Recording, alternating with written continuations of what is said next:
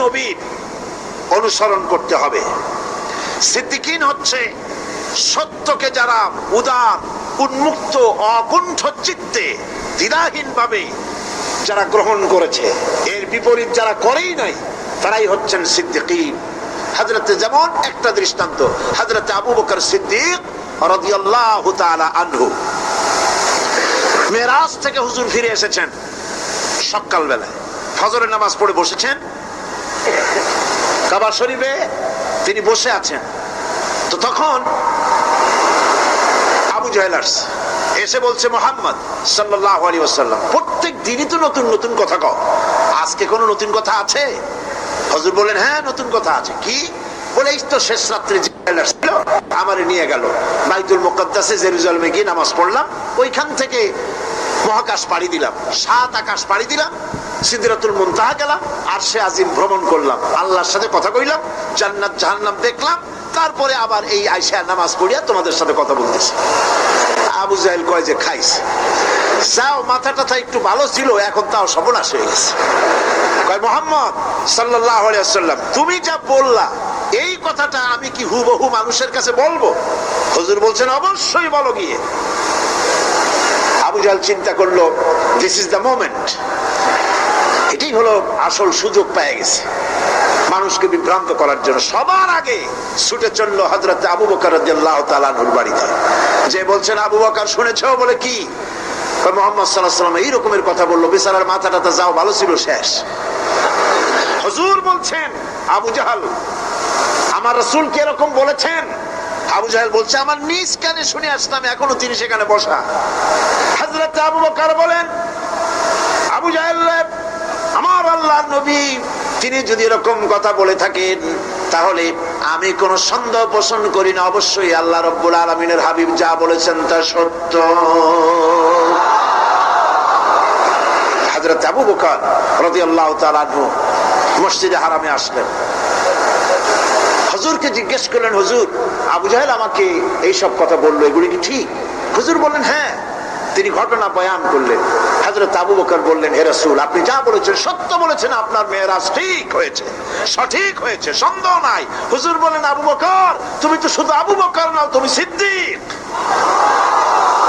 সত্যকে যারা অকুণ্ঠ চিত্তে, অকুণ্ঠ চিত্তে, দ্বিধাহীন ভাবে যারা সত্যের সামনে মাথা নত করেছে, গ্রহণ করে নিয়েছে, দ্বিমত পোষণ করে নাই, কোন রকমের দুষ্ট বুদ্ধির আশ্রয় গ্রহণ করেনি, উল্টা পাল্টা করেনি, এই সমস্ত মানুষেরই হলো সিদ্দিক। সিদ্দিক আর এদের দলকেই সিদ্দিকিন বলা হয়।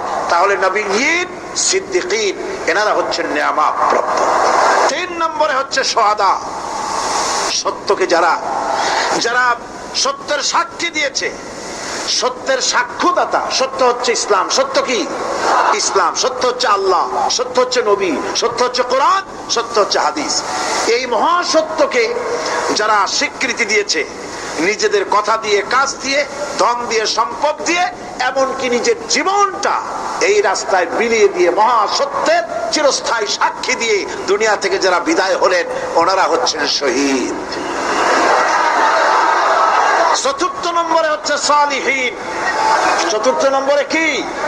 সালিহিন। সালিহিন হচ্ছে জীবনের প্রত্যেকটি ক্ষেত্রে যারা একনিষ্ঠভাবে আল্লাহর বিধান পালন করেছেন, যারা পুণ্যের সাথে সুদৃঢ় থেকেছেন, যারা অটল থেকে পুণ্যের সাথে, হকের সাথে অটল থেকেছেন, কোন অবস্থাতেই ইসলামী আদর্শের বিরুদ্ধাচরণ করেনি, তারাই হচ্ছেন সালিহিন। ইসলামের আদর্শ ছাড়ে নাই, পরিত্যাগ করে নাই, জীবনের সবকিছুর বিনিময় এটাকে আঁকড়ে ধরে থেকেছেন, ইসলামী আদর্শের পরিপন্থী কিচ্ছু করেন নাই। এরা হচ্ছেন সালিহিন। কোন আলহামদুলিল্লাহ। আল্লাহর অনুগ্রহ প্রাপ্ত কয় শ্রেণী? 4 শ্রেণী। নবীজিন, সিদ্দিকিন, শুহাদা, সালিহিন। এই 4 শ্রেণীর লোকেরাই হচ্ছে নিয়ামত প্রাপ্ত। আমরা বলেছি, সিরাতাল্লাযীনা আন'আমতা আলাইহিম গায়রিল মাগদুবি আলাইহিম ওয়ালাদ-দাল্লিন।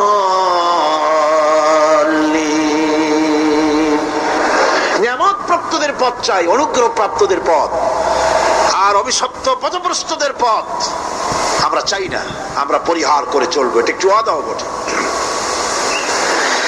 যারা অভিশপ্ত, যারা পথভ্রষ্ট, ওরা কারা? মাগদুব এবং দল্লিন। মাগদুব হচ্ছে অভিশপ্ত, দল্লিন হচ্ছে পথভ্রষ্ট।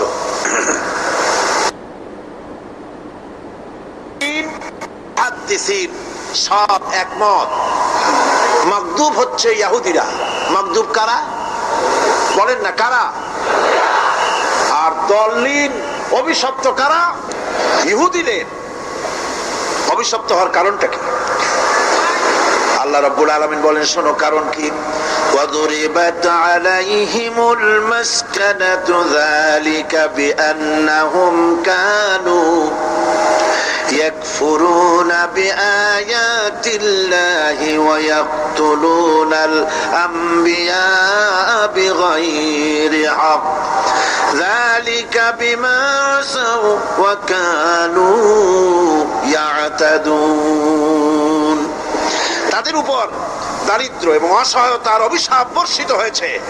এর কারণ হলো তারা আল্লাহ পাকের আয়াতকে অস্বীকার করেছে, তারা অকারণে আল্লাহর নবীদেরকে হত্যা করেছে এবং প্রত্যেকটি ব্যাপারে আল্লাহর শরীয়তের সীমা লঙ্ঘন করেছে। যুরিবাত আলাইহিমুল যিল্লাতু ওয়াল মাসকানা ওয়া বাউ বিগাদাবিন মিনাল্লাহ। আল্লাহ পাক বলেছেন, চিরকাল ইহুদিরা অভিশপ্ত, তাদের কোন আবাসস্থল হবে না, সারা জীবন ঘুরে বেড়াবে। আপনারা বলবেন, কই ঘুরে বেড়ায় না তো, তাদের তো জায়গা হইছে জেরুজালেমে, ইসরায়েলে, সেখানে তারা জায়গা করে নিয়েছে। তাহলে এটা কেমন হলো? এটা এইভাবে হচ্ছে, ওখানে তাদেরকে প্রতিষ্ঠিত করেছে আমেরিকা, ঠিক কিনা? আল্লাহ পাক কোরআন শরীফের মধ্যে বলেছেন, যদিও মানুষের সাহায্যে কোন জায়গায় তাদেরকে আল্লাহর ইচ্ছায় অথবা মানুষের সাহায্যে কোথাও যদি জায়গা হয়ও, অপমানের জীবন যাপন করতে হবে সারাটা জীবন, কিয়ামত পর্যন্ত দুঃখে দুঃখে মরতে হবে, দেশে দেশে ঘুরে বেড়াতে হবে ভিক্ষুকের মতো। সে অবস্থাই হয়েছে। আমেরিকা ওদের উপর থেকে হাত উঠায় নিক, মধ্যপ্রাচ্যের আজকের বিষ ফোড়া ইসরায়েল। আমেরিকা যদি তাদের রুবুবিয়াতে প্রতিপালনের হাতটা উঠায় নেয়, তাহলে আরব দেশে যত লোক আছে যুদ্ধ করা লাগবে না, এক পাশে গিয়ে পেশাব করলে ভাইসে লোহিত সাগরে চলে যাবে।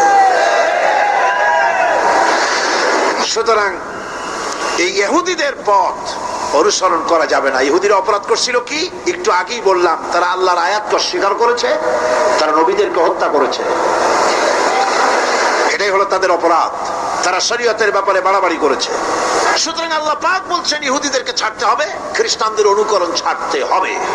ইহুদি খ্রিস্টান সকলের অনুকরণ ছেড়ে দিয়ে নিয়ামত প্রাপ্ত ওই 4 শ্রেণীর লোকের অনুসরণ করতে হবে, তাহলেই খাঁটি মুসলমান হওয়া যাবে। কল আলহামদুলিল্লাহ। এই হলো সূরা ফাতিহা, যা গত আজকের দিন সহ 5 দিন আমরা আলোচনা করলাম। কোন আলহামদুলিল্লাহ। এখন এই সূরা ফাতিহাকে আমি আপনাদের পকেটে উঠাই দিতে চাই, যাতে করে মনে থাকে। 5 দিনের অনেক কথা এক জায়গায় করে দিলে মনে করতে সুবিধা হবে, ঠিক কিনা? মনে রাখতে সুবিধা হবে। সূরা ফাতিহা আয়াত কয়টা? এই 7টি আয়াতের 7টি শিক্ষা আছে। সূরা ফাতিহার শিক্ষা 1, সকল প্রশংসা কেবলমাত্র হাদিস শরীফে এসেছে, ইদা মুদিহাল ফাসিকু ইহতাজ্জাতিল আরশ। যখন কোন ফাসিকের প্রশংসা করা হয়, যে ব্যক্তি নামাজ পড়ে না, রোজা করে না, দিন মানে না, ঈমান নাই, চরিত্র নাই, এমন লোককে যখন প্রশংসা করা হয়, আল্লাহ পাকের আরশ গোসায় থরথর করে কাঁপতে থাকে। সুতরাং সমস্ত প্রশংসা হবে কার? আর প্রশংসা হবে বিশ্ব নবী জনাবে মুহাম্মদ রাসূলুল্লাহ সাল্লাল্লাহু আলাইহি ওয়াসাল্লাম। চিৎকার মেরে সারা জীবন আল্লাহ এবং রাসূলের প্রশংসা করতেই ইনশাআল্লাহ আমাদের করতে হবে, মুসলমানদের দায়িত্ব। আর প্রশংসা করব যারা আমার রাসূলের আল্লাহর হুকুম মানে আর আমার রাসূলের অনুসরণ অনুকরণ যারা করে তারা আমাদের সম্মানের পাত্র, আলহামদুলিল্লাহ। দুই, শেষ বিচারের একমাত্র মালিক হচ্ছেন আল্লাহ পাক। সূরা ফাতিহার দ্বিতীয় শিক্ষা, শেষ বিচারের দিন, ডে অফ জাজমেন্ট, শেষ বিচারের দিনের মালিককে একচ্ছত্র অধিপতি আল্লাহ রাব্বুল আলামিন। যেদিন কেউ কথা বলতে পারবে না আল্লাহ পাকের নির্দেশ ছাড়া, সেই হাসরের মাঠের একচ্ছত্র মালিক আল্লাহ পাক। সুপ্রিম কোর্টের সুপ্রিম কোর্ট, সমস্ত জাস্টিসদের জাস্টিস হবেন আল্লাহ সুবহানাহু ওয়া তাআলা। এটা হলো দ্বিতীয় শিক্ষা, মনে রাখতে হবে সেদিন আল্লাহ পাক তিনি বিচার করবেন, কঠিন বিচার হবে সেদিন, এটা মনে রাখতে হবে। 3 নম্বরের শিক্ষা হচ্ছে সূরা ফাতিহার শিক্ষা নাম্বার 3, জীবনের সকল ক্ষেত্রে গোলামি, আনুগত্য, দাসত্ব একমাত্র কেবলমাত্র শুধুমাত্র আল্লাহ রাব্বুল আলামিনের। গোলামি কার হবে? চিল্লায় বলেন কার হবে? 3। 4 নম্বরে সাহায্য চাইতে হবে কেবলমাত্র কার কাছে? আল্লাহ পাকের কাছে। 5, হেদায়েতের গ্রন্থ হিসাবে গ্রহণ করতে হবে আল্লাহ পাকের কোরআনে কারীমকে। 6, অনুসরণ করতে হবে কেবলমাত্র নবীয়িন, সিদ্দিকীন, শুহাদা, সালেহীনদেরকে।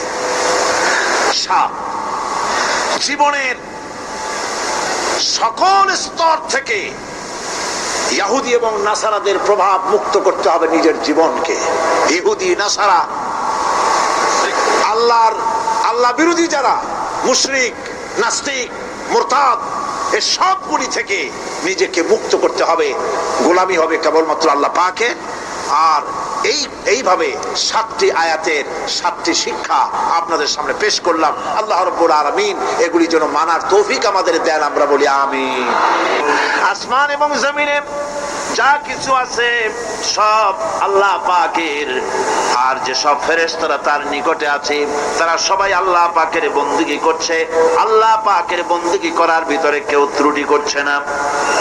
يسبحون الليل والنهار لا يفترون, তারা রাত দিন তার প্রশংসা কীর্তনে মাথা নত করে দিয়ে কোন রকমের বিশ্রাম ছাড়া, শৈথিল্য ছাড়া সব আল্লাহ পাকের জিকির করছে, তাসবিহ করছে, আনুগত্য করছে।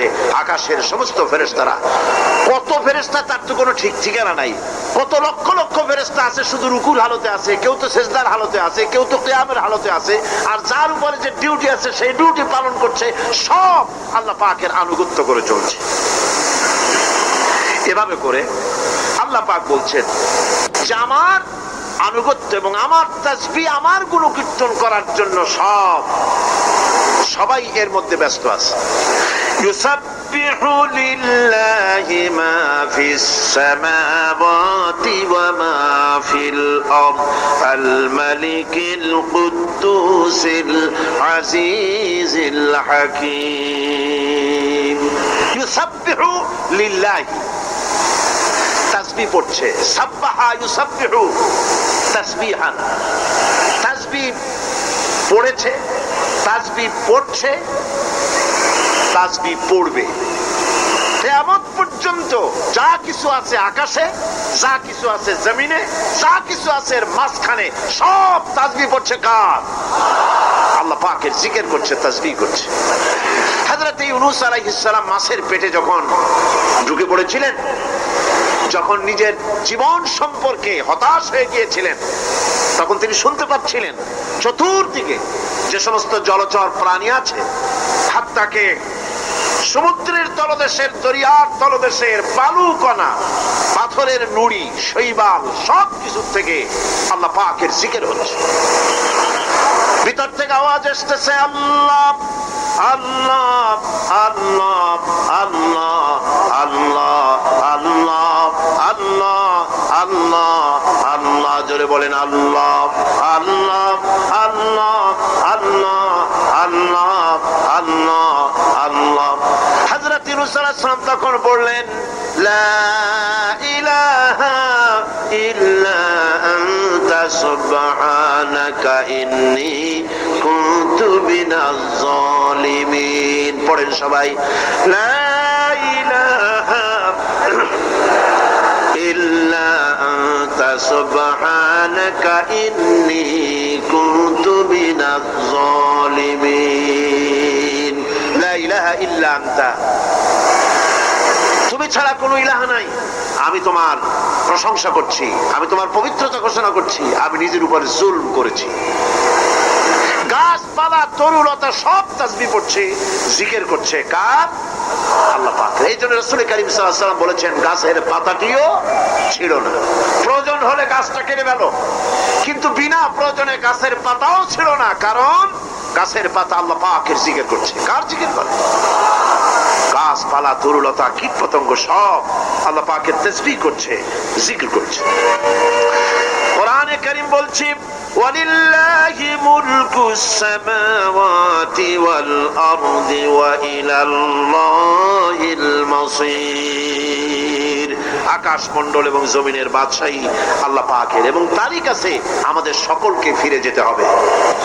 মালিক হচ্ছেন তিনি, আর তার তাসবিহ আকাশ জমিন যা দেখতে পাই যা দেখতে পাই না, এর মধ্যস্থিত যা কিছু আছে সব কিছুই আল্লাহ পাকের তাসবিহ গুণকীর্তনে সব নিরত আছে।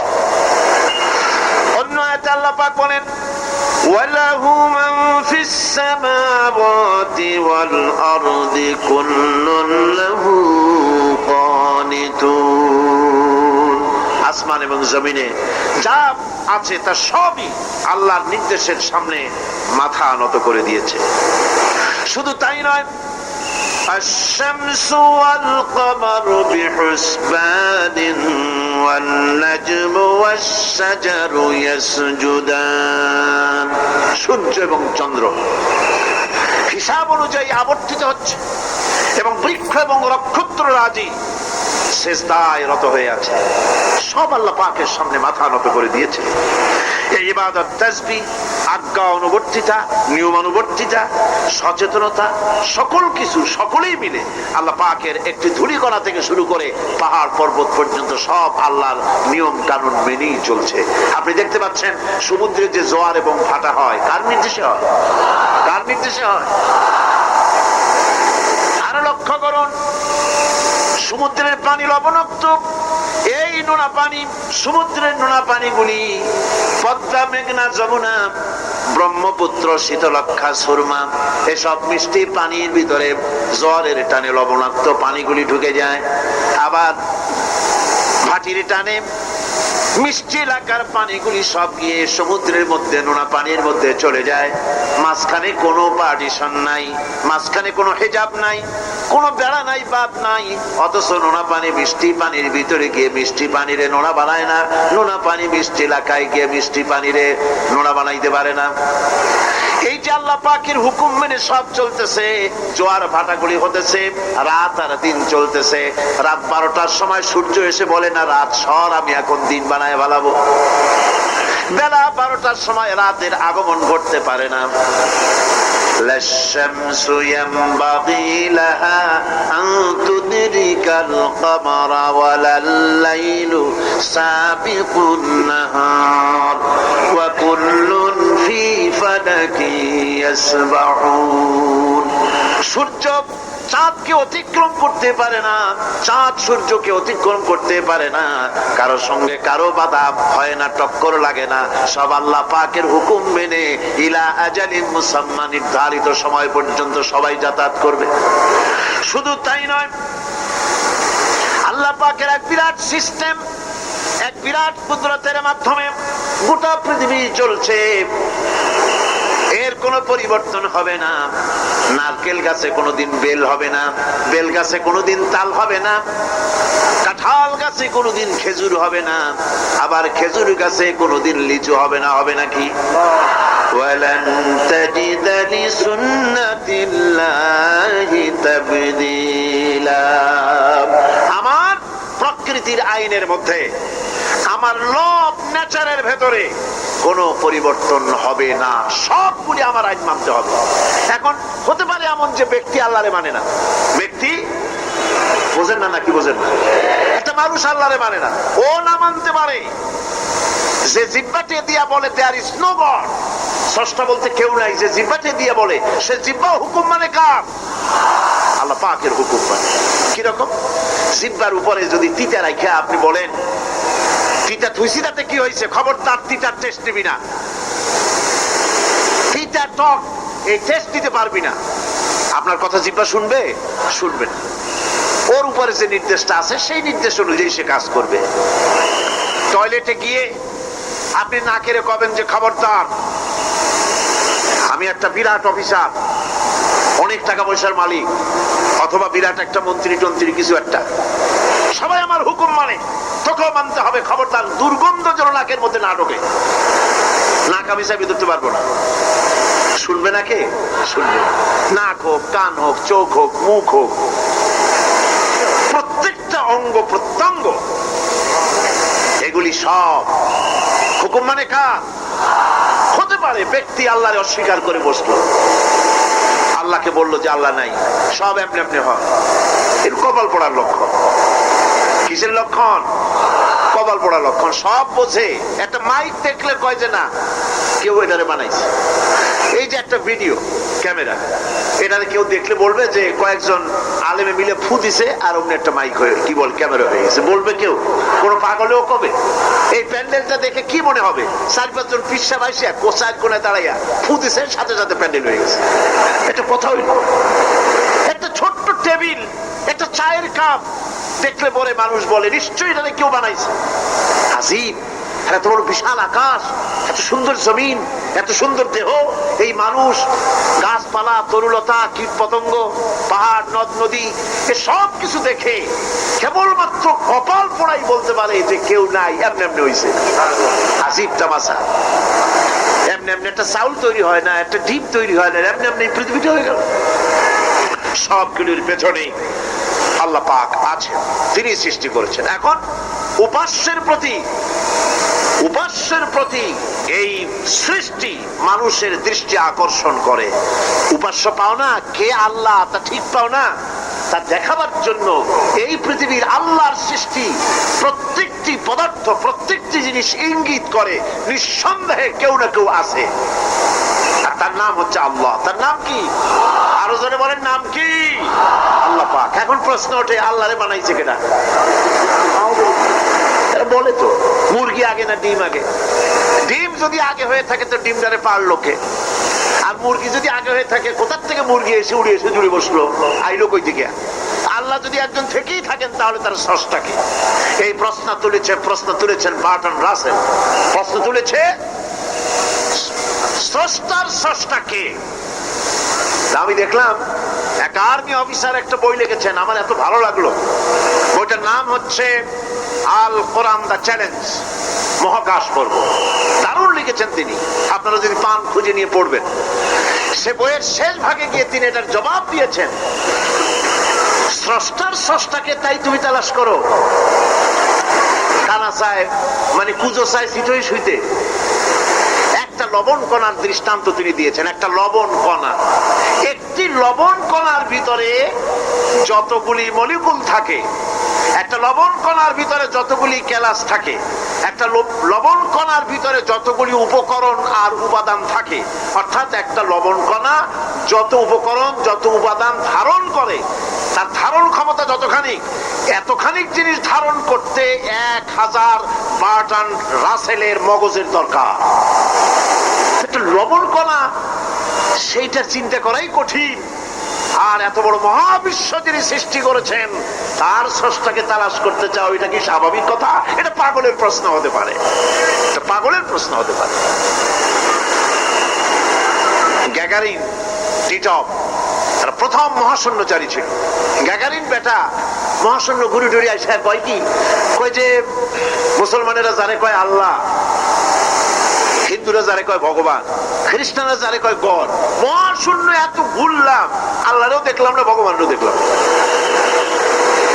আজীব তামাশা। তুমি তো তোমার শরীরটাই দেখো না, তোমার শরীরটাই তো তুমি দেখতে পাও না, তোমার মাথার তালুটা কেমন তা কি দেখছো কখনো? আয়না নিচের দিকে দিয়ে ঠ্যাং উপরের দিকে দিয়ে তাকাইলে যদি দেখো মাথার তালু কেমন। নিজের খাট দেখো না, পিঠ দেখো না, নিজের হিপ দেখতে পারো না। আয়না টায়না সাইড বাসখান না নিয়ে দেখার উপায় নাই কোন জায়গায় কি আছে শরীরে। নিজের শরীরটাই দেখো না, কত বড় সাহস! এই শরীরের স্রষ্টাকে দেখতে চাও? লা তুদরিকুহুল আবসার।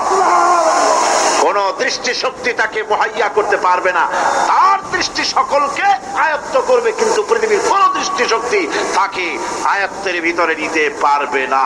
মুসা আলাইহিস সালামের মতো পয়গম্বর তিনি বলেছিলেন, রব্বি আরিনি, রব্বি আরিনি, আল্লাহ আমি তোমারে দেখতে চাই। আল্লাহ পাক বলেছেন, লান তারানি, কখনোই দেখতে পারবা না। সুবহানাল্লাহ। সুতরাং এই পৃথিবীর সবকিছু ইঙ্গিত করে যে একজন আছেন।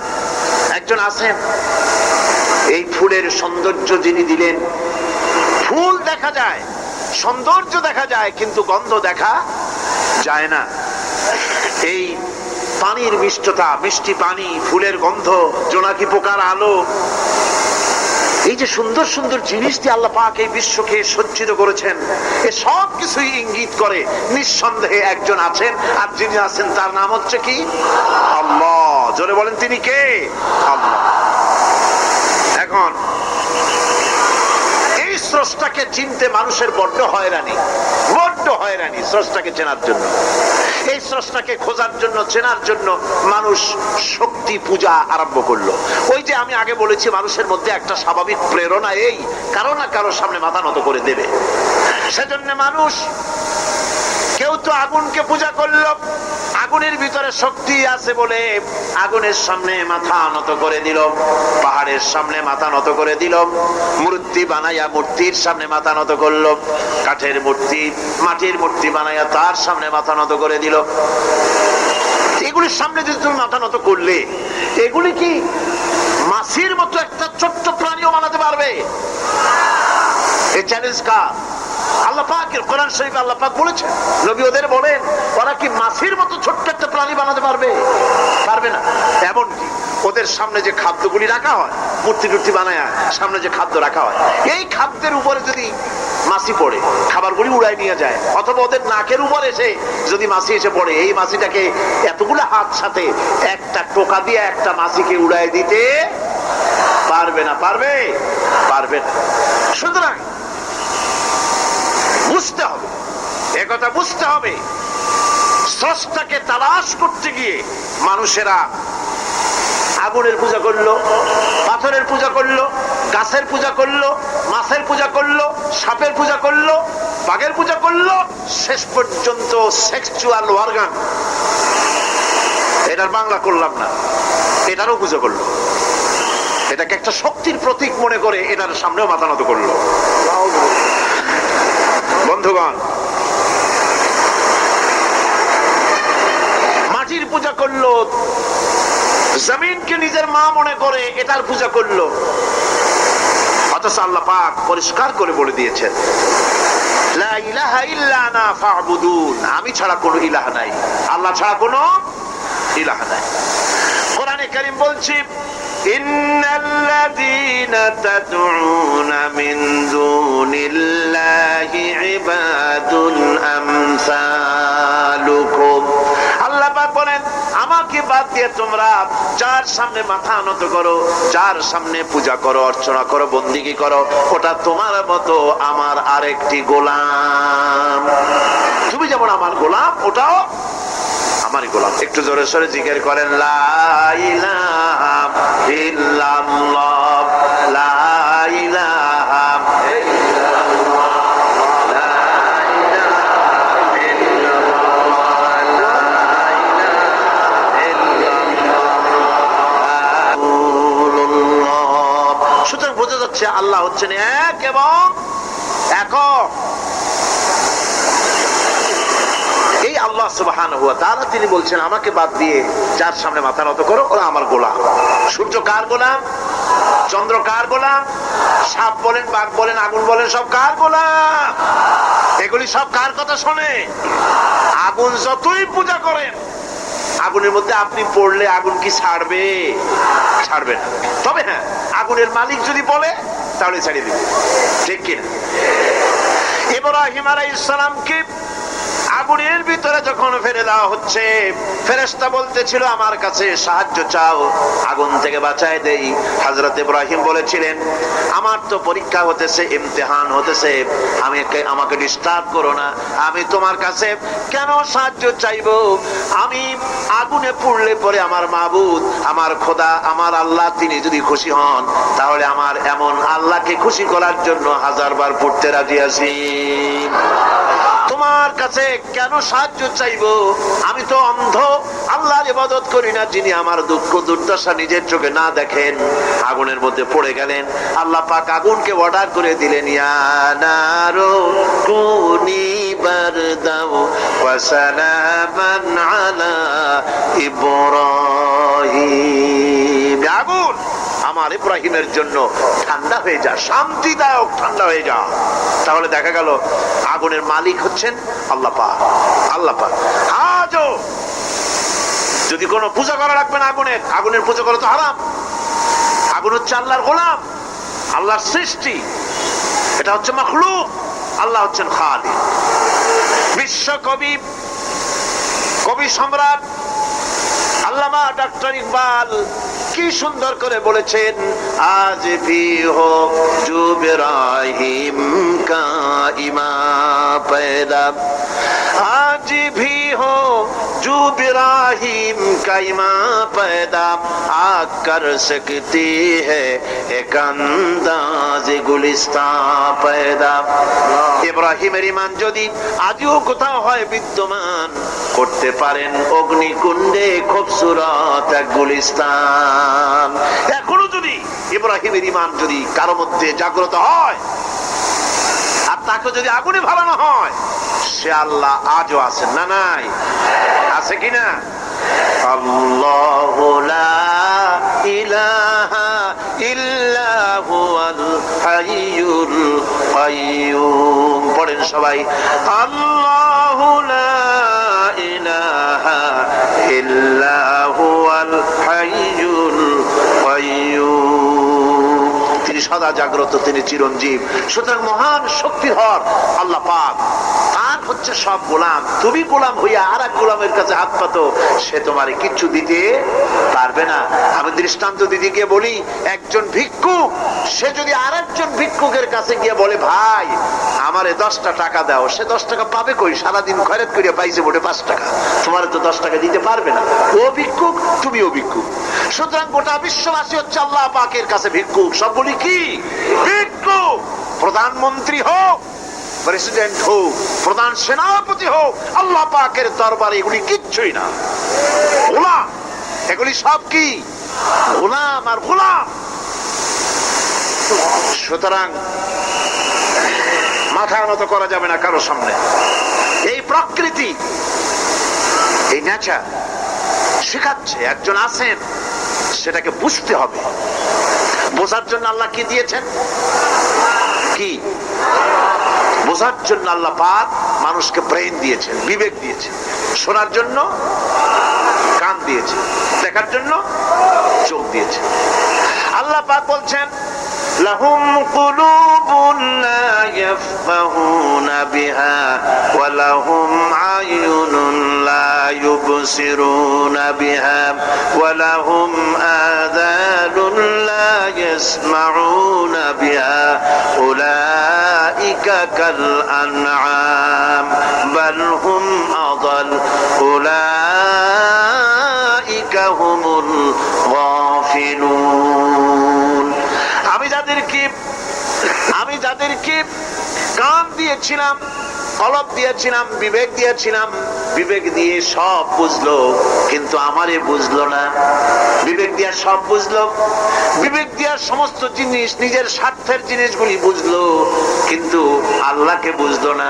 কান দিয়েছিলাম শোনার জন্য, কান শুনলো, বাজে কথা শুনলো, সব শুনলো, কিন্তু হকের দাওয়াত তার কানের মধ্যে ঢুকলো না। হক বুঝলো না, হক শুনলো না, হক দেখলো না, সত্যকে চিনতে পারলো না। আল্লাহ পাক বলেন উলাইকা কাল আনআম, এরা হলো চতুষ্পদ জানোয়ার, জানোয়ার পশু। আল্লাহ কয় না খালি পশু কইলে সারে না, বালহুম আদাল, একেবারে পশুর চাইতেও নিকৃষ্ট। কারণ কি? কারণ হলো পশু অবিশ্বাসী নয়, পশু অবিশ্বাসী নয়, পশু কাফের নয়, পশু মুশরিক নয়, পশু মুরতাদ নয়, পশু নাস্তিক নয়, ঠিক কিনা? সুতরাং পশুর চাইতেও খারাপ, পশুর চাইতেও খারাপ। পশু যেটা বোঝে তাও বোঝে না। পশু তো অন্তত মালিকের আনুগত্য করে, তার কথা শোনে, যার খায় তার কথা শোনে। কুত্তাটাও, কুকুরও যার খায় তার কথা শোনে, ঠিক কিনা গণ? অথচ যে আল্লাহ রাব্বুল আলামিন খেতে দিলেন, পড়তে দিলেন, সব কিছু দিলেন, তার ইবাদতটা বুঝতে চেষ্টা করলো না, তার ইবাদত বুঝতে চেষ্টা করলো না, তার গোলামি করতে জানলো না। সুতরাং এগুলি হচ্ছে উলাইকা কাল আনআম, এগুলি চতুষ্পদ জন্তু এবং জানোয়ারের মতো, বরং তার থেকেও নিকৃষ্ট। মানুষকে আল্লাহ পাক জ্ঞান দিয়েছিলেন, সেই জ্ঞান দিয়ে সে দূরবীন আবিষ্কার করলো, জ্ঞান দিয়ে দূরবীন আবিষ্কার করলো যাতে করে শকুনের চাইতেও তীক্ষ্ণ দৃষ্টি সম্পন্ন হয়। সে গাড়ি আবিষ্কার করলো যাতে করে চিতাবাঘের চাইতেও বেশি দৌড়াইতে পারে। সে সাবমেরিন আবিষ্কার করলো যাতে করে মাছের চাইতেও বেশি দ্রুতগামী হয়ে চলতে পারে পানির তলা দিয়া।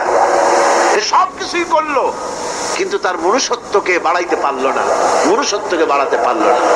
এই মনুষ্যত্বই ছিল সবচেয়ে বড় জিনিস। কবি বলছেন, মুঝে ये डर है कि दिले जिंदा तू ना मर जाए, मुझे ये डर है कि दिले जिंदा तू ना मर जाए, कि जिंदगानी इबारत है तेरे जीने से, मुझे ये डर है कि दिले जिंदा तू ना मर जाए। আমার এই ভয় হয়, হে আমার জীবন্ত আত্মা, তোর না অপমৃত্যু হয়ে যায়। কারণ তোর যদি অপমৃত্যু হয় তাহলে আমার তো বেঁচে থাকার কোনো লাভ নাই। আমরা তো আমাদের আত্মা, জীবিত আত্মাকে মেরে ফেলছি, জীবিত আত্মাকে মেরে ফেলছি, আত্মাকে বিকশিত করছি না। আত্মাকে বিকশিত করতে হবে। এই আত্মা বিকশিত হবে কিভাবে? সব জিনিসের খাবার আল্লাহ পাক এই জমিনে তৈরি করেছেন, ঠিক কিনা কর? সকলের খাবার এই জমিনে। মানুষ যেহেতু তৈরি হয়েছে এই মাটি দিয়ে, সেই জন্য আল্লাহ রাব্বুল আলামিন মানুষের খাবার মাটি দিয়ে তৈরি করে দিয়েছেন। কলা দিয়েছেন, কচু দিয়েছেন, আলু দিয়েছেন, মূলা দিয়েছেন, তাল দিয়েছেন, বেল দিয়েছেন, মাছ দিয়েছেন, তরকারি দিয়েছেন, পনির দিয়েছেন, দুধ দিয়েছেন, গোশত দিয়েছেন। খাবারের কোনো অভাব রাখেন নাই, সব মাটি দিয়েছে। কিন্তু যেই রুহটা আমাদের ভিতরে, যে আত্মাটা আমাদের মধ্যে, যে আত্মা থাকলে পরে বাঁচি, আত্মা না থাকলে পরে মরে যাই, সেই রুহের খাবার আমরা কেউ দিতেছি না। রুহটা কি? আল্লাহ পাক বলছেন, নবী আপনাকে প্রশ্ন করা হয়, ওয়ায়াসআলুনাকা আনির রূহ কুলির রূহু মিন আমরি রাব্বি। নবী হে, প্রশ্ন করা হয় রূহ কি জিনিস? এর জবাব হচ্ছে এই, বলে দিন রূহ হচ্ছে আল্লাহর একটু অর্ডার, একটু হুকুম তোমার ভিতরে কাজ করছে। ওই রূহেরও কিছু খাবার আছে, ওই রূহেরও কিছু খাবার আছে। সেই রূহকে খাবার জমিনে তৈরি হবে না। রূহ গোশত খাবে না, পনির খাবে না, দুধ খাবে না, সর খাবে না, ফল খাবে না, কি খাবে? রূহের খাবার। যেহেতু রূহ এই পৃথিবীতে তৈরি হয় নাই, রূহ এসেছে আলমে আরওয়াহ থেকে, সেজন্য রব্বুল আলামিন রূহের খাবার পাঠিয়েছেন লৌহ মাহফুজ থেকে। আল্লাহ পাক কোরআনে কারীমকে রূহের খোরাক করে পাঠিয়েছেন। রূহকে যদি বাঁচাতে চান তাহলে তার একমাত্র খাদ্য হতেছে তেলাওয়াতে কোরআন, তেলাওয়াতে কোরআন। যত তেলাওয়াত করবেন ততই মজা লাগবে। সুবহানাল্লাহ, কোন সুবহানাল্লাহ। একটু হারাম শরীফ থেকে বেড়ায় আসেন। টাকা পয়সা যাদের আছে তাদের বলছি, পয়সা কড়ি যাদের আছে সিঙ্গাপুর বেড়ায়। আরে সিঙ্গাপুর বেড়ায় করবা কি? মার্কেটিং ছাড়া আর কিছুই নাই। সিঙ্গাপুর, ব্যাংকক, হংকং এই সমস্ত জায়গায় ঘুরে টুরে আসে খুব দেখে আসছে। টাকা নষ্ট করে লাভ নাই, বরং পয়সা কড়ি যদি আল্লাহ দিয়ে থাকেন হস্ত করবেনই। পয়সা কড়ি বেশি থাকলে রমজান মুবারকে উমরা করে এসেন। রাসূল কারীম সাল্লাল্লাহু আলাইহি ওয়াসাল্লাম বলেছেন, যে ব্যক্তি রমজান মুবারকে উমরা করলো সেজন্য আমার সাথে হজ আদায় করলো। কেন বলছি? এই জন্য বললাম, আল্লাহ পাক আমাকে কয়েকবার নসিব করেছেন। সেখানে যখন রমজান মুবারকে যখন তেলাওয়াত হতে থাকে তারাবিহের ভেতরে, মনে হচ্ছে যেন আকাশ থেকে ওহী নাজিল হতেছে। মানুষের চোখের পানি, নাকের পানি একাকার হয়ে যায় হারাম শরীফের ভিতরে। সেখানে তো মোনাজাত সারা বছর মোনাজাত হয় না, মোনাজাত হয় রমজান মুবারকে বেতেরের নামাজের ভিতরে। বেতেরের নামাজের ভিতরে ইমাম সাহেব হাত তুলে মোনাজাত করেন। অন্তত 8 থেকে 10 লক্ষ মানুষ হজের মৌসুমের মতো কাঁদতে কাঁদতে পাগল হয়ে যায়। কোরআন কি মজা! কোরআন হচ্ছে রুহের খাবার। আমরা তো রুহের খাওয়াই না, ঘোড়ার উপরে চড়ি, গাধার উপরে চড়ি, ঘোড়ারে গাধারে জন্মের মতো মোটেই খাইতে দেই না, নিজে খাই জন্মের মতো। খাইয়া ঘোড়ারে খাইতে দেওয়া হয় না, গাধারে খাইতে দেওয়া হয় না। ফলে ওর উপরে যখন সওয়ার হয় তখন ঘোড়া গাধা না খাইতে খাইতে একদিন 4 ঠ্যাং 4 দিকে দিয়া জায়গায় সিটে মরা ছাড়ার কোনো পথ থাকে না। আমাদের মানুষেরা খায় কি? সুবহানাল্লাহ। এই যে শবে বরাত আসতেছে, কি যে খাবে! আগের থেকে লিস্ট তৈরি হয়ে যায় কতটা আইটেম তৈরি করা হবে। রমজান মাসে আল্লাহ একটু কম টম মান্দায় খাবে, একটা রমজান মাস আল্লাহ দিলেন। সেই রোজার মাসে যে সারাদিন খায় না, এটাকে উসুল করে ইফতারের সময় সে যে কত খাবার, চোখ সানা বড় হয়ে যাবে দেখুন। পেঁয়াজি, বেগুনি, হালিম, শরবত, তরমুজ, বেল, কলা, কচু, না খাইতে খাইতে মাগরিবের রক্ত শেষ।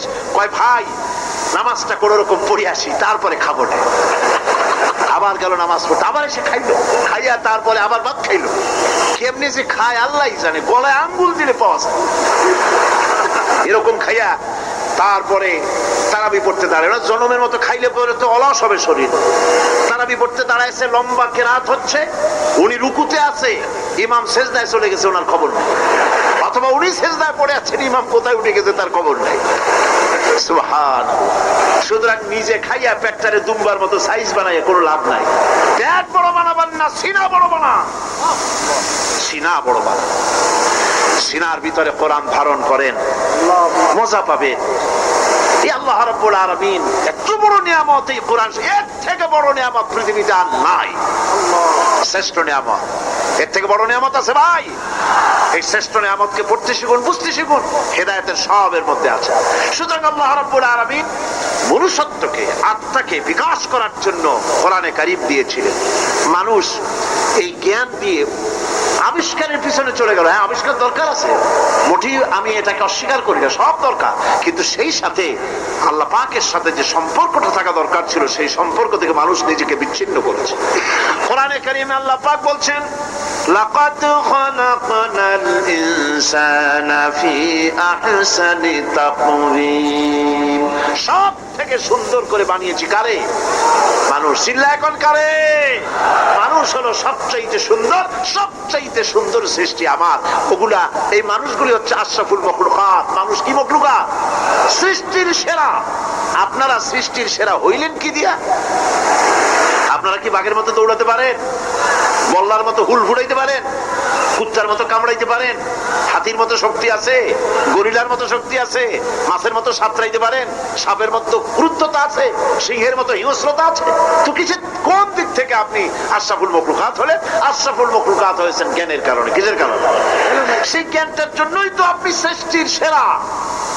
এই সৃষ্টির সেরা মানুষ, সুন্দর মানুষ, এই মানুষগুলি সুম্মা রাদাদনাহু ফি আসফালা সাফিলিন। সুম্মা রাদাদনাহু আসফালা সাফিলিন। এই মানুষ নিচে নামতে নামতে এত নিচে নামে, শয়তান অবাক হয়ে গালে হাত দিয়া নিচের দিকে তাকাইয়া দেখে আর চিন্তা করে এর দূর নামলো কেমনে। শয়তান অবাক হয়ে যায় মানুষের অবস্থা দেখে।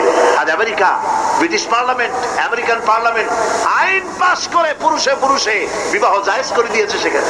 নাউযুবিল্লাহি মিন যালিক। শয়তানের চাইতে অনেক কিছু। শয়তান ওই সব কাম জানেও না, বোঝেও না। শয়তান তো ভালো, কুত্তাও জানে না, ঠিক কিনা কর? কুকুরেও সমকামিতা করে না, শুয়োরেও করে না, গাধায়ও করে না। মানুষ কোথায় নামছে? মানুষ সৃষ্টির সেরা বানিয়েছিলাম, শয়তানের চাইতে নিকৃষ্ট হয়ে গেল। আল্লাহ পাক বলেন, ইল্লাল্লাযীনা আমানু ওয়া আমিলুস সালিহাতি ফালাহুম আজরুন গায়রু মামনুন। কিন্তু যারা ঈমান এনেছে, আমলে সালেহ করেছে, তাদের জন্য রয়েছে অফুরন্ত পুরস্কার। এই অফুরন্ত পুরস্কার আল্লাহ রাব্বুল আলামিন দান করবেন যারা নাকি মুমিন বান্দা, যারা নাকি ইবাদত করবে তাদের জন্য। এখন আমি আপনাদেরকে বলতেছিলাম যে ইবাদত গোলামি অর্থে, এর গোলামির পূর্ণ অর্থ সেটা হচ্ছে যে ব্যক্তি, পরিবার, সমাজ ও রাষ্ট্র, জীবনের সকল ক্ষেত্রে গোলামি করতে হবে কার? আল্লাহ পাকের। এই ইবাদত শব্দটাকে কোরআনে কারিমে কয়েকটা অর্থে ব্যবহার করা হয়েছে, সে অর্থগুলি আমাদের জানা দরকার। যেমন ইবাদত এবং দাসত্ব অর্থে আল্লাহ পাক বলছেন, ثم أرسلنا موسى وأخاه هارون بآياتنا وسلطان مبين। অতঃপর মূসা এবং তার ভাই হারুনকে আমার নিদর্শন দিয়ে তাদেরকে সুস্পষ্ট রূপে প্রমাণ সহ ফেরাউন এবং তার সভাসদের কাছে আমি পাঠিয়ে দিলাম। তারা যখন তাদের কাছে গিয়ে দ্বীনের দাওয়াত দিল, তখন তারা কি বলল? ফাকালু আনুমিনু লিবাশারাইনি মিসলিনা ওয়া কওমুহুমা লানা আবিদুন। আমি যখন তাদেরকে পাঠালাম, তারা যখন দ্বীনের দাওয়াত দিলেন, ইবাদতের দাওয়াত দিলেন, তখন তারা বলল, আমরা কি এমন আমাদেরই মতো দুজন মানুষের আনুগত্য করব? এখানে আবিদুন অর্থাৎ দাসত্ব, আমরা কি তার দাসত্ব করব? এই দাসত্ব একমাত্র আল্লাহরই হতে পারে, আর কারো হতে পারে না। সেজন্য কোরআনে কারীম অন্যত্র বলছে, ইয়া আইয়ুহাল্লাযীনা আমানু কুলু মিন তাইয়্যিবাতি মা রাযাকনাকুম ওয়াশকুরু লিল্লাহি ইন কুনতুম ইয়্যাহু তা'বুদুন। হে ঈমানদারেরা, তোমরা যদি আমার ইবাদত করো, তবে আমি তোমাদেরকে যে সব পবিত্র জিনিস দান করেছি তা খাও এবং আল্লাহর শুকর আদায় করো। তো ইবাদত আল্লাহ পাকের করলে আল্লাহ পাক তাদেরকে খেতে দিবেন, পড়তে দিবেন, সবকিছু আল্লাহ পাক করে দিবেন। তো আল্লাহ পাকের ইবাদত করতে হবে, আল্লাহ পাকের উপর ঈমান আনতে হবে, আর তাগুতকে অস্বীকার করতে হবে। অন্য আরেকটি আয়াতে কথাটা এভাবে এসেছে, ফামান ইয়াকফুর বিত্তাগুতি ওয়া ইউমিন বিল্লাহি ফাকাদ ইসতামসাকা বিল উরওয়াতিল উসকা লা ফিসামা লাহা ওয়াল্লাহু সামিউন আলীম। ফামান ইয়াকফুর বিত্তাগুত, যে ব্যক্তি তাগুত অস্বীকার করলো, ওয়া ইউমিন বিল্লাহ এবং আল্লাহর উপর ঈমান এনেছে, ফাকাদ ইসতামসাকা বিল উরওয়াতিল উসকা, সে এমন এক মহান অবলম্বন ধারণ করলো যে কোনো জিনিসই তাকে বিচ্ছিন্ন করে দিতে পারবে না। এমন এক মহান অবলম্বন ধারণ করেছে। সুতরাং আল্লাহর উপর ঈমান আনতে হবে, তাগুতকে অস্বীকার করতে হবে। ইবাদত জীবনের সকল ক্ষেত্রে করতে হবে কার? আল্লাহ পাক। কোরআনে কারীম বলছে, এর আগে আমি প্রথমে শুনিয়েছি, সমস্ত নবীরা, আম্বিয়া আলাইহিস সালাম, তারা তার নিজের জাতিকে গোলামির জন্য দাওয়াত দিয়েছেন। আল্লাহ পাকের বলেছেন, আমার জাতি, একমাত্র নবী মুহাম্মদ রাসূলুল্লাহ সাল্লাল্লাহু আলাইহি ওয়াসাল্লাম আমার জাতি, তিনি বলেন নাই। তাকে দিয়ে আল্লাহ পাক বলেছেন, ইয়া আইয়ুহান নাসু উবুদু রাব্বাকুমুল্লাযী খালাকাকুম ওয়াল্লাযীনা মিন ক্বাবলিকুম লাআল্লাকুম তাত্তাকুন। ইয়া আইয়ুহান নাসু উবুদু রাব্বাকুমুল্লাযী খালাকাকুম, রাব্বাকুম উবুদু রাব্বাকুম আয় আতিউ রাব্বাকুম, গোলামি করো, আনুগত্য করো, দাসত্ব করো তোমার সেই প্রভুর, সেই রবের, যিনি তোমাকে সৃষ্টি করেছেন। তার আনুগত্য জীবনের সব ক্ষেত্রে করো। এক জায়গায় করলে হবে না, সব জায়গায় করলে হবে। আগামী রাত্রিটা হচ্ছে শবে বরাত, তাই না? বোঝেন নাকি বোঝেন না? আগামী রাত্রিটাই আমরা হচ্ছে সেই ধরনের মানুষ, মিনিমাম লেবার ম্যাক্সিমাম প্রফিট। অল্প কাজ করে বেশি প্রফিট যদি করা যায় আমরা সেই পক্ষে বেশি। সবে বরাত সবে কদরে ইবাদত করিয়া জীবনের সব গুনাহ মাফ করাইতে চাই, আর করাইয়া মনে করলাম, বিশ্বাস করলাম যেটা এইভাবে হয়, কিন্তু পরের দিন থেকে আবার যেরকম ছিল মানুষ সেরকম হয়ে যায়।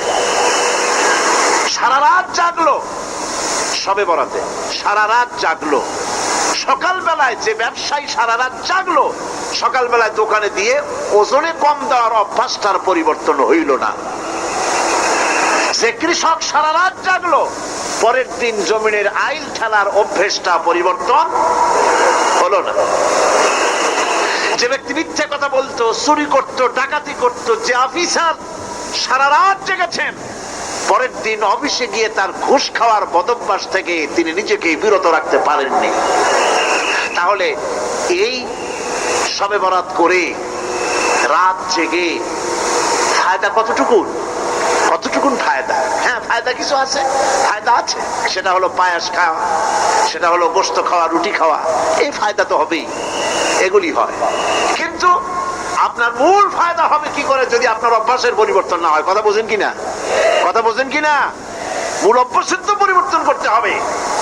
একজন মাঠে মাঠে ঘুরছে, আর এক পাগল এসে জিজ্ঞেস করছে, ঘুরছো কেন? ঘুরবো না, আগামীকাল কোরবানির দিন, গরু তালাশ করতেছি, গরু পাচ্ছি না, বাজারে টাজারে ঘুরলাম, আবার আর এক বাজারে যাচ্ছি। আরে বাজারে বাজারে গরু কেন? মাঠে কত গরু আছে, একটা ধরে জবাই দিলেই তো হয়। লোকটি বলছে, দেখো পরের গরু জবাই দিলে তা তো গোনা হবে। কয় না, তুমি অঙ্ক বোঝো না। গরু জারি হোক, কোরবানির দিনে গরু জবাও যদি করো তাহলে সবটা হবে। কোরবানি উপলক্ষে জবাও করছে, একটা সব পাবা না? তো কোরবানির জন্য একটা সব হবে, আর চুরির জন্য অবশ্যই একটা পাপ হবে। কোরবানি যখন দিবা তো কোরবানির সব আর চুরির পাপ ভগ্নাংশের মতো কাটাকাটি হয়ে যাবে, গোশত খাবা পাও। মানুষের অবস্থা তো তাই হয়েছে। মানুষের অবস্থা হয়েছে সবে বরাতে সারা রাত জাগবো, কান্দাকাটি করবো, ফাও ফাও গুনাহ মাফ হয়ে যাবে, আর গোশত রুটি তো আছেই, যদ্দূর পারলাম খাইলাম। পরের দিন ডু ফুর্তি, নো চিন্তা। নাউযুবিল্লাহি মিন যালিক।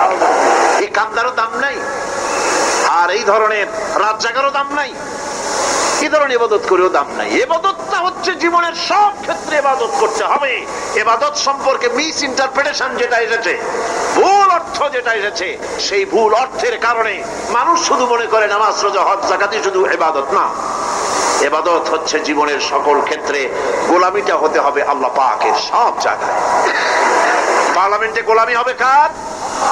কোর্ট কাছারিতে কার? অফিস আদালতে কার? স্কুলে কলেজে কার? খেতে খামারে কার? রান্নাঘরে, নিজের ঘরে, পরিবারে, সব জায়গায় আনুগত্য কার? কেবলমাত্র আল্লাহ সুবহানাহু ওয়া তাআলার হুকুম অনুযায়ী জীবন পালন করার নামই হচ্ছে ইবাদত। এই ইবাদত, নামাজ পড়ার নাম ইবাদত, নামাজ না পড়ার নামও ইবাদত। রোজা রাখার নাম ইবাদত, রোজা না রাখাও ইবাদত। এখন আপনারা বলতে পারেন, যেটা কি আশ্চর্য কথা শুনাইলেন, নামাজ পড়া তো ইবাদত, নামাজ না পড়া আবার কোন দেশে ইবাদত? রোজা রাখা তো ইবাদত, রোজা না রাখা কোন দেশে ইবাদত? মূল কথা হচ্ছে 5 ওয়াক্ত নামাজ সময় মতো পড়বেন, তা তো আপনার ইবাদত হবে। কিন্তু সূর্য উদয়ের সময়, সূর্য ঠিক মাথার উপরে থাকার সময়, সূর্য ঠিক অস্তগামী হওয়ার সময় নামাজ পড়া জায়েজ নাই, সেজদা করা জায়েজ নাই, হারাম করা হয়েছে। সুতরাং এই 3 সময় নামাজ না পড়াটাই ইবাদত।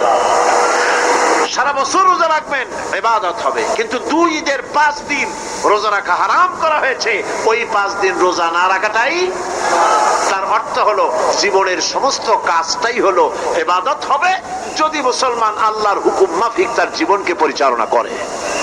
আপনার চোখের চাহনিটাও তো ইবাদত হবে। সুবহানাল্লাহ। এই চোখ দিয়ে গুনাহ কামাই করা যাবে, আবার এই চোখ দিয়ে সব কামাই করা যাবে। যদি কোনো সন্তান তার মা বাবার দিকে ভক্তির নজরে, মহব্বতের নজরে যদি তাকায়, নবীজি বলেছেন একটা কবুল নফল হজের সওয়াব আমলনামায় লেখা যাবে।